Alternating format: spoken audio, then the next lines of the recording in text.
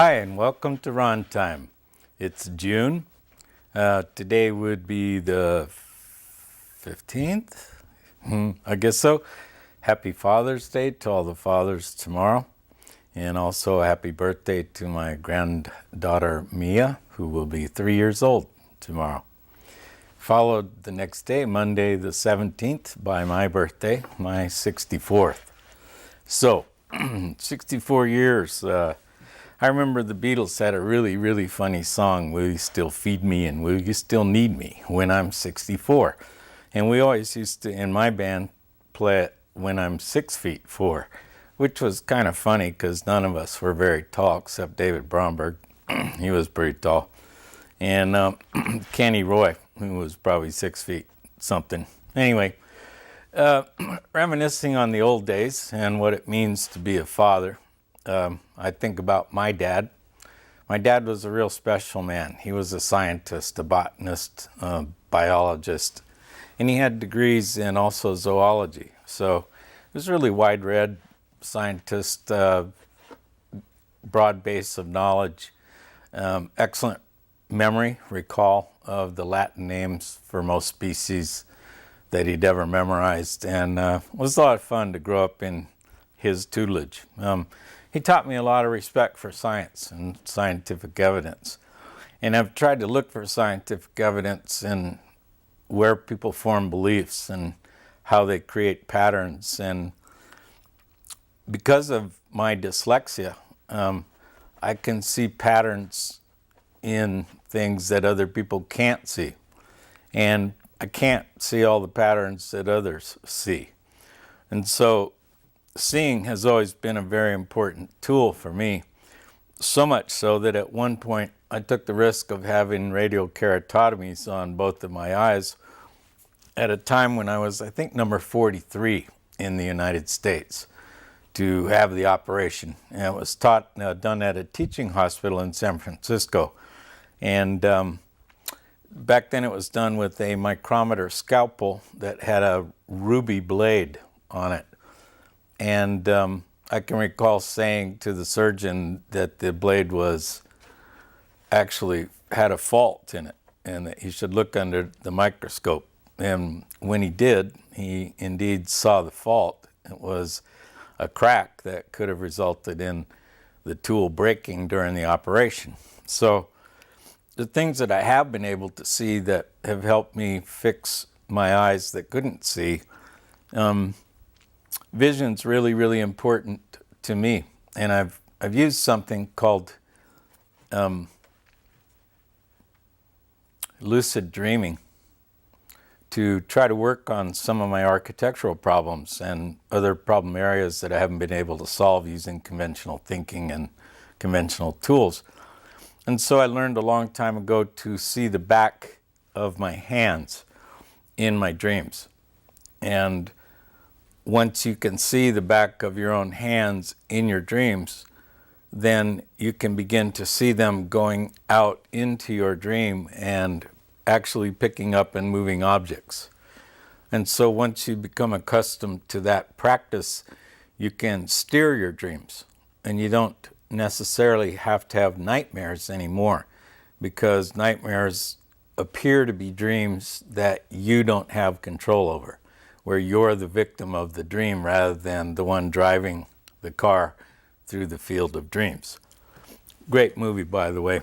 Many thanks to Kevin Costner for putting a real special message in there about baseball and dads. And here we are in the height of baseball season with all these dads throwing balls and playing catch and doing all the things that dads do.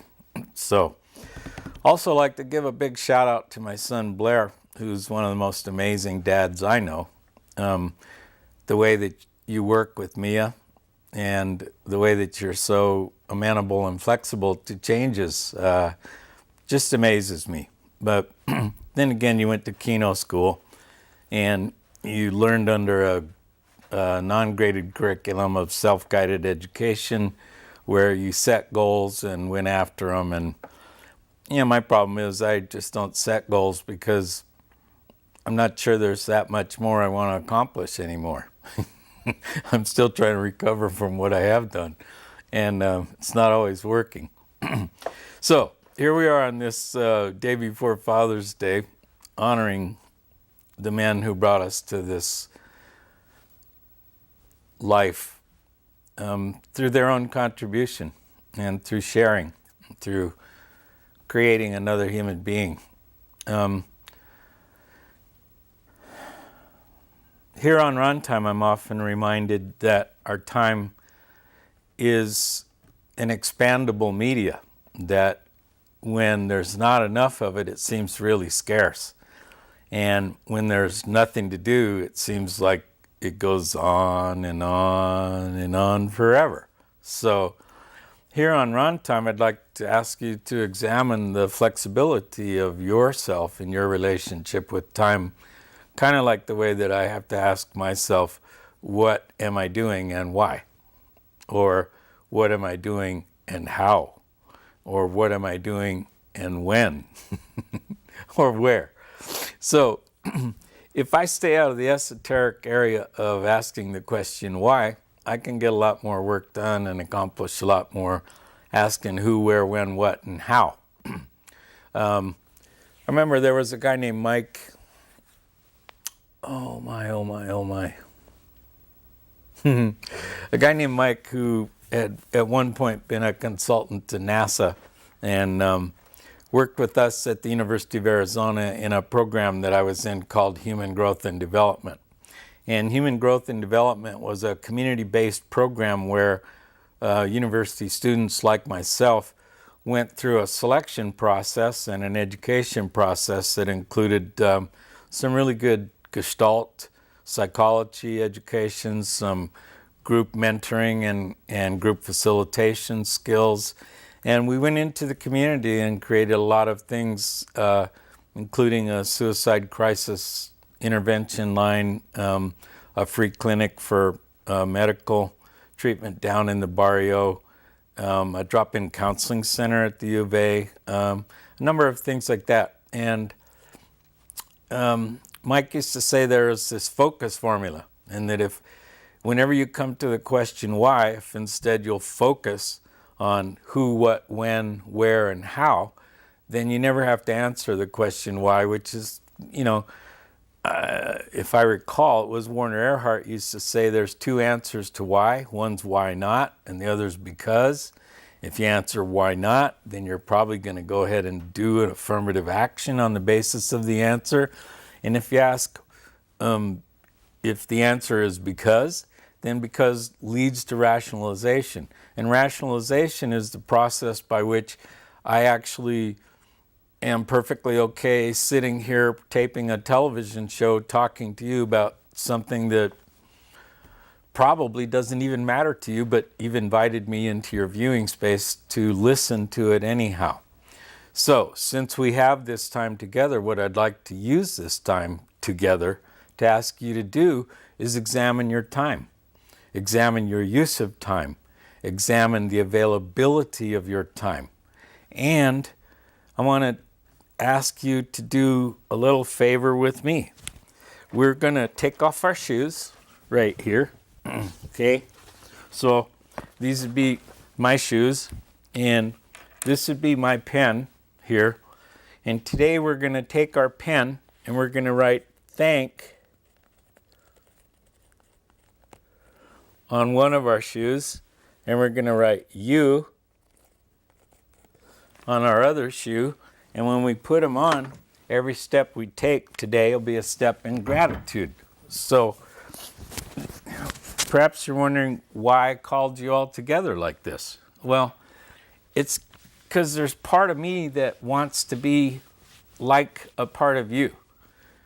And that part of you that likes to be like a part of me is the part that's liked, the part that's happy, the part that's useful.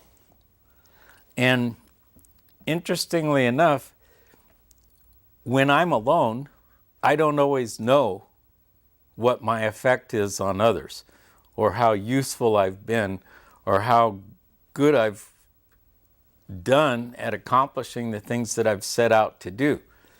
And for that reason, we need each other. I need you to be my viewers so that I can get feedback and that I can continue to try to broadcast a program that's significant and meaningful to people in my community that challenges them to rise above the limitations that human beings adopt, because no one really showed us how to grow up.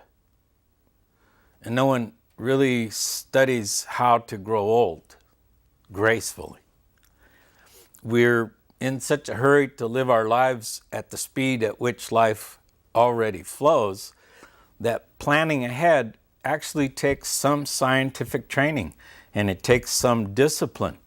And while I really, really liked my dad and I loved science and I loved learning, I didn't always love the part about the discipline.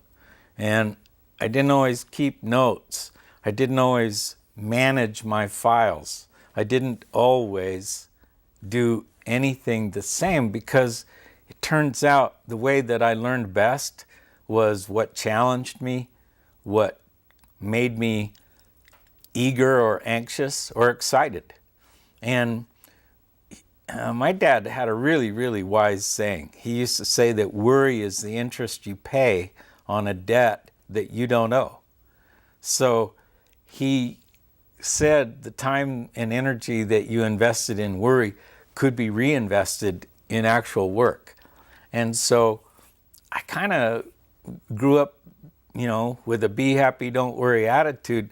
And when Bobby McFerrin, one of my favorite Scottish singers, came out with that cute little song, Be Happy, Don't Worry, I even made people sing that at my last wedding. And you ought to see them try to whistle when they're giggling so much. I mean, it's just really, really cute.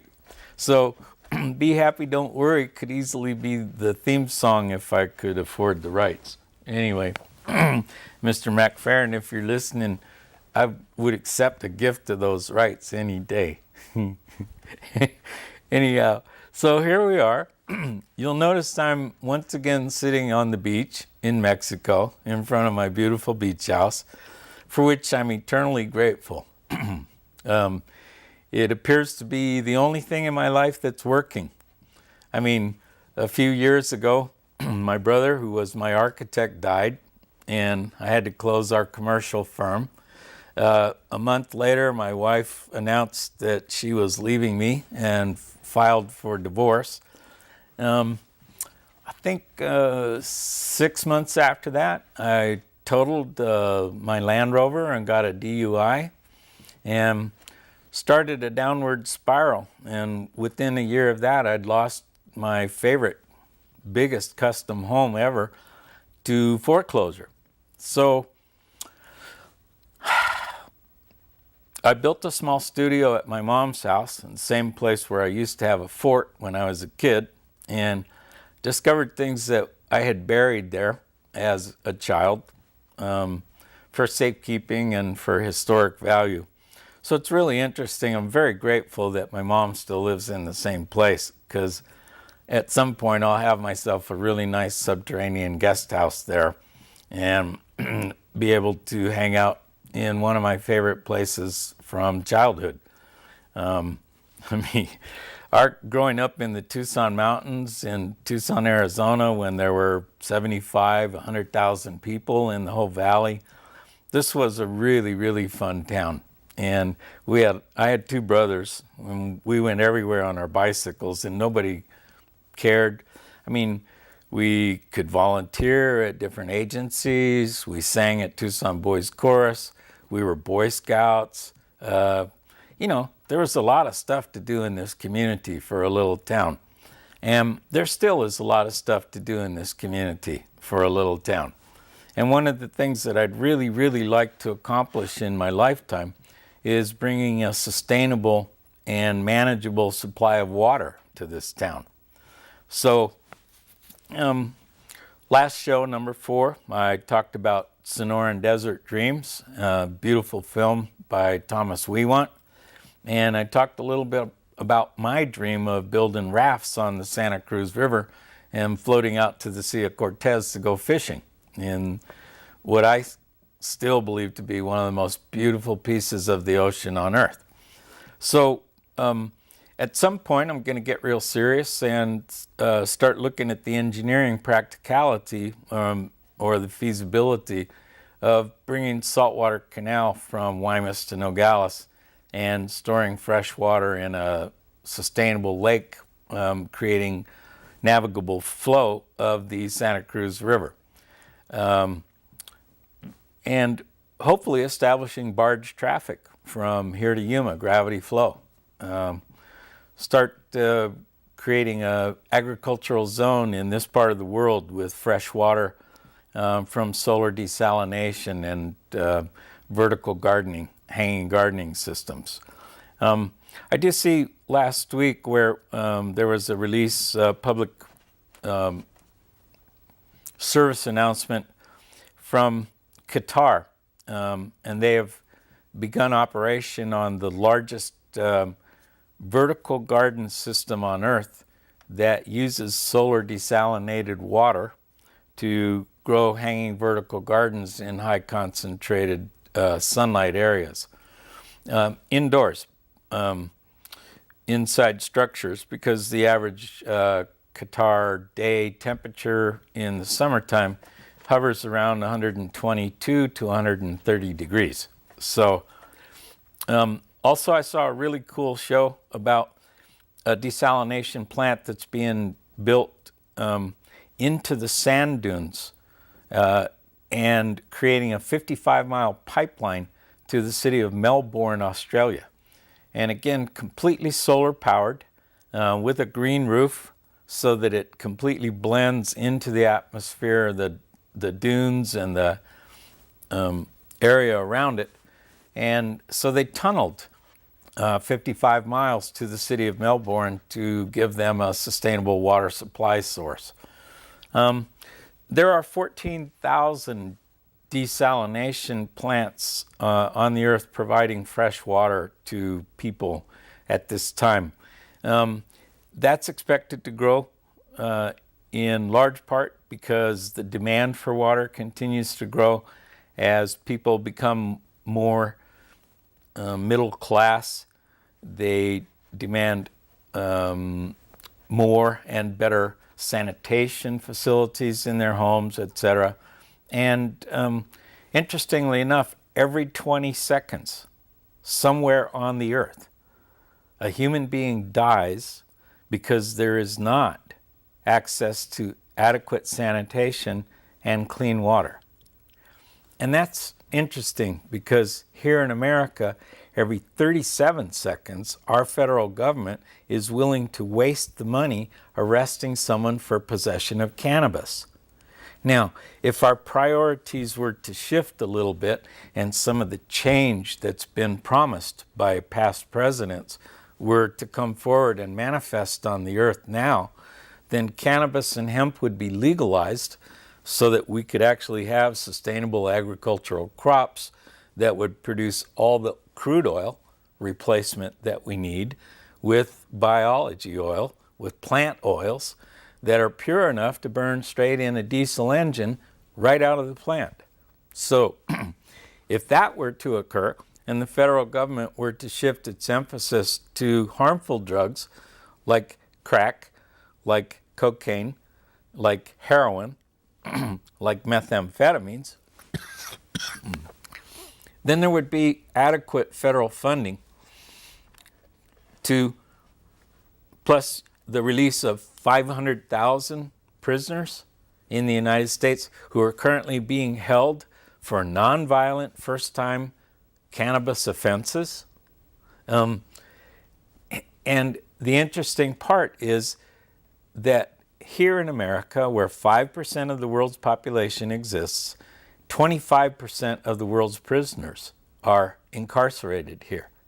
So the for-profit prison system that started generating these numbers has to be 90% occupancy in order to be profitable to the shareholders, like Governor Brewer, who owns shares in Correctional Corporation of America, a very questionable company, highly questionable company.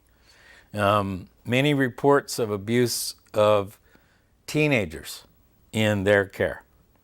And the other major for-profit prison company in America, the GEO company, has repeatedly been reported for abusing teenagers and actually placing teenagers in adult facilities.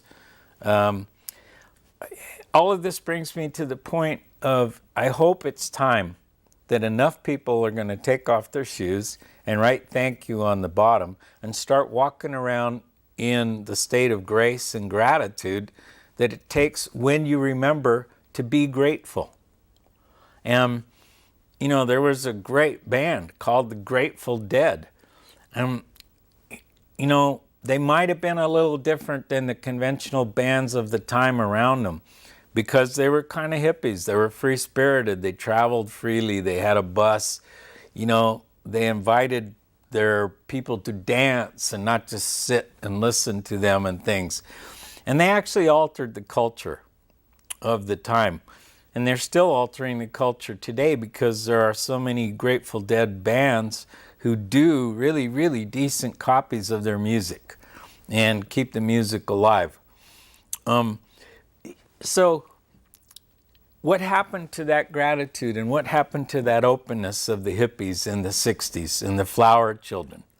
Well, it seems as though the Nixon presidency brought into our civilian government the same attitude that they had towards Vietnam, which was kill them all and let God sort out the details.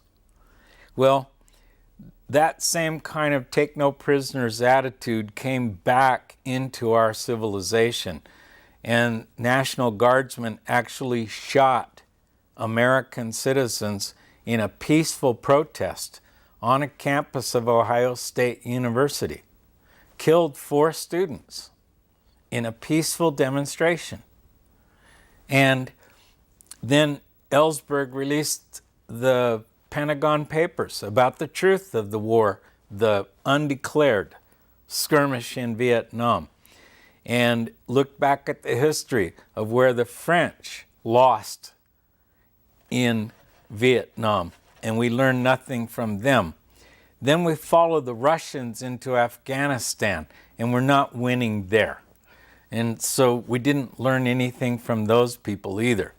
So I know this is a long shot, but if you're Eric Holder and you're the Attorney General of the United States and you get access to this program through any of the NSA listening posts or any of the other ways that you might actually be listening to me at this very moment, why don't you be the Attorney General who turns this around? Why don't you be the Attorney General who actually declares cannabis a non-controlled substance and make it available for commercial use in the United States so that we could actually recover all the hundreds of billions of dollars that were wasted on the war on drugs trying to stop its inflow into this country? I mean, a very interesting statistic, sir, is that it's now cheaper in the United States than it was in 1972 at the beginning of the declared war on drugs. It is now cheaper to buy heroin or cocaine in any American city than it was in 1972. So the process of interdiction and incarceration is over. It's not working. And many presidents have come to you and our president and said, your war on drugs has turned my country into a civil war. You need to review your policies. You need to legalize cannabis and you need to legalize hemp. If you legalized hemp and you legalized cannabis, you would have 2 sustainable agricultural crops that can provide you medicine, pharmaceuticals, plastics, and crude oil on a renewable basis. So, since the President of the United States has never responded to my challenge to play horse here in Tucson to settle a little discussion and have him sign the draft proclamation called Harry Anslinger Day, which makes April 20th every year a national day of gardening for cannabis and hemp, to completely decriminalize crops for commercial use in the United States, then we could become a sustainable power, and we would no longer be dependent upon the importation of hundreds of millions of dollars of crude oil, which is the result of decomposition of dinosaurs and plants that existed millions of years ago on the surface of the earth, making one of the longest single carbon chain molecules in existence, and all we do is burn it. When we burn it, we put heavy metals into our atmosphere that need to be scrubbed out of the stacks. When we burn crude oil, we put toxins into our atmosphere that keeps us alive and allows us to breathe. When you burn the oil from hemp, you don't create those kind of problems. And hemp is a sustainable crop that can be harvested 3 times a year. It produces 4 times as much material as an acre of raw forest.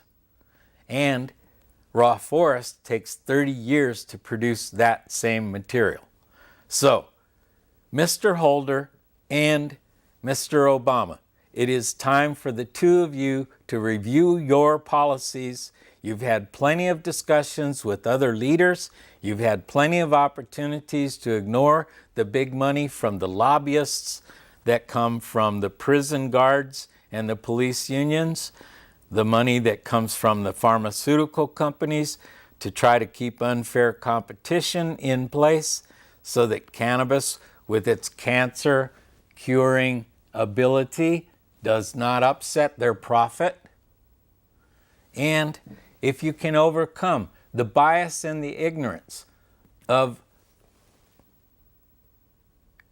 a class 1 controlled substance that is non-narcotic, then you might actually begin to make some progress in this country towards a sustainable democracy, which is what we voted you into office to do.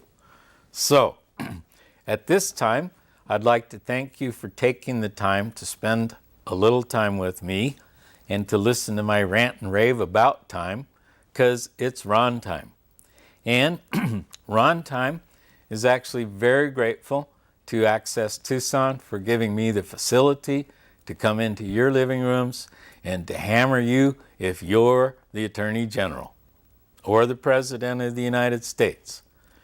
And if it's a good time, and if we're actually on time, then it must be Ron time. So thank you so much for spending time with me. Happy Father's Day to all of you fathers, and enjoy. Namaste.